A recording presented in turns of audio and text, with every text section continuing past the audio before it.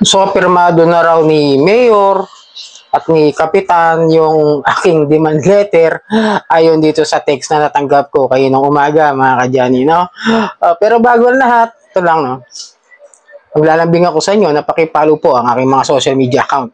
Ang Facebook, TikTok at ang aking YouTube channel. Paki-like na po kung nakatulong po sa inyo ang video ito. Paki-share nyo na rin sa iba para magkaroon ng ideya kung paano nila haharapin yung mga problema at mga sitwasyon nila about dito sa mga OLA. At paki-hit nyo yung notification bell para updated po kayo lagi sa mga videos natin about sa usapang ito. So yan, ito yung sabi, no, mga kadyani. Papunta na ang legal team sa declared address na nilagay mo dito. Tandaan po ninyo na mayroon na ho kaming copy ng ID at picture mo na katunayan na nangutang ka sa amin. Kasama rin namin sa pagsundo ang iyong contact reference dahil kasabot mo sila sa pangunguha ng pera dito. Pakihanda ang sarili. Tatawag kami sa inyong kapitan once na malapit na kami.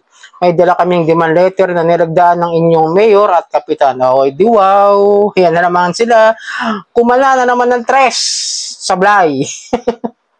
Yung mga OLA. Pero, kidding aside, no? Ako po ay nakikidala mahati at nalulungkot do sa balita nung nakaraan na pinusang tao about do sa isang individual na kinitil yung kanya sariling buhay dito sa Valenzuela, okay?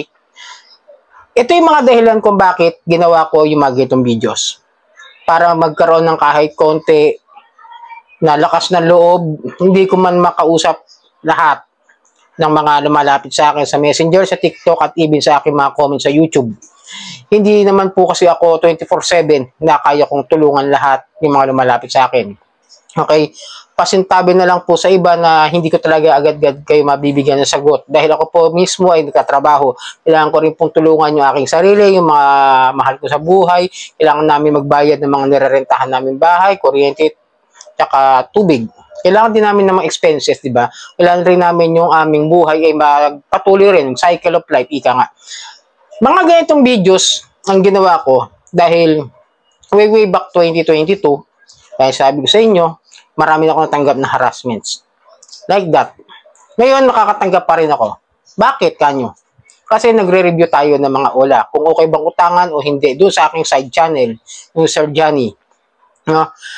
Para mas maliwanagan kayo doon, yung mga OLA na yun, kung okay ba, kaya nga ito, nakakatanggap ako ng mga harassments, even if hindi ako, kahit na nakapagbayad na ako, or kahit hindi ko pa due date, nararanasan ko na yung mga harassments. Totoo lang, at nararanasan yan sigurado ng ibang mga OLA reviewer at hindi na lang in-expose yung kanilang ginagawa. Dahil syempre, medyo negative yung ganitong klase ng mga ng mga reaction videos about sa mga online lending apps. Okay?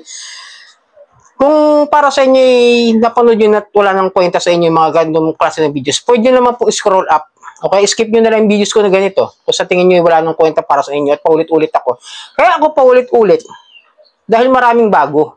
Maraming bagong biktima. Araw-araw hindi yan pare-pareho. Araw-araw maraming bagong dumarating na malapit. Mga tao na i-stress, nagkakaroon ng depression, anxieties. Like, the scenario, nung nakaraan nga, yun nga, yung kinitili sarili niyang buhay, di ba?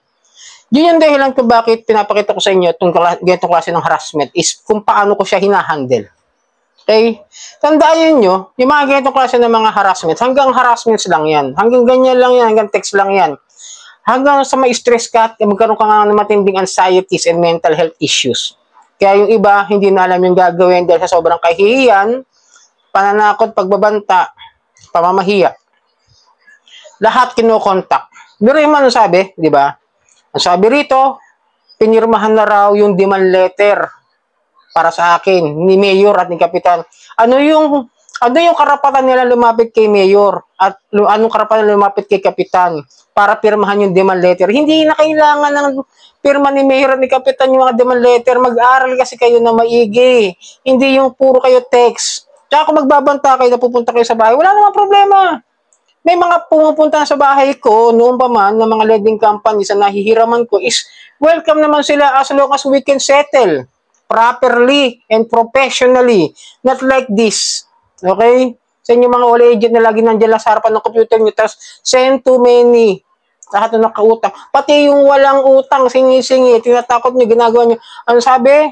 Ipapasunduin daw pati mga contact reference na nilagay ko.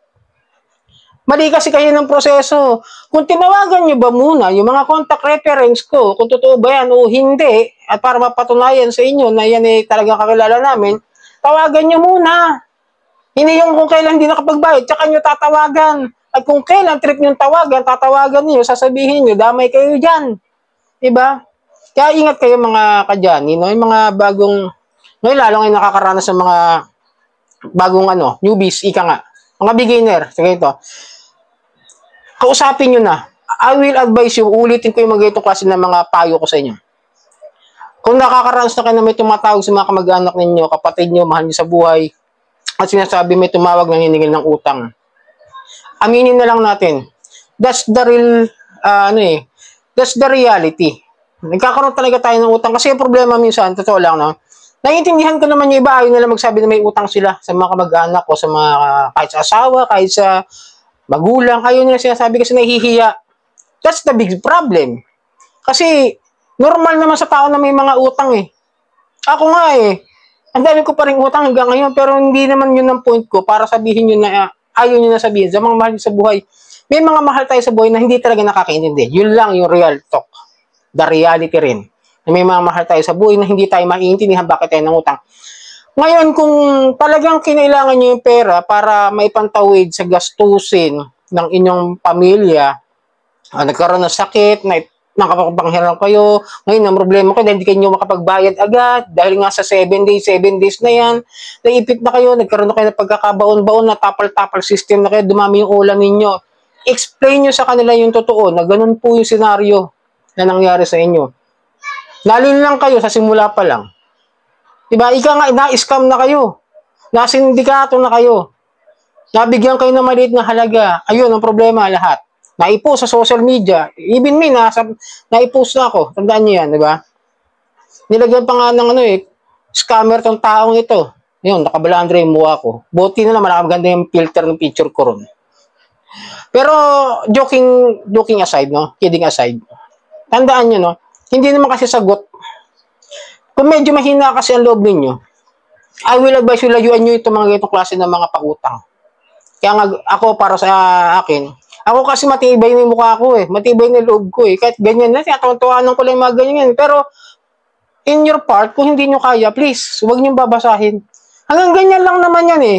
Oo, may magagawa sila na pananakot ng iba na kaya nilang gawin. Like, pagpapadala ng groceries, o order sa mga food deliveries, papadala ng ambulansya, papadala ng bombero, papadala ng ataol, bulaklak ng patay. Yes, they can do that. Yun lang. Pero, stay strong. Yun lang po may ipapayo ko sa inyo. Kaya, I am on your side. Hindi para husgahan kayo, kundi para turuan kayo kung paano nyo haharapin, lalabanan yung mga ganitong klase ng mga harassments, mga abusadong ola, no? Yung mga ganitong klase ng pagbabanta, it's better to don't read. Yun na lang, ignore. Huwag nyo pansinin, hanggang doon lang po yan. Wala na silang ibang magagawa. May ipis, bastos.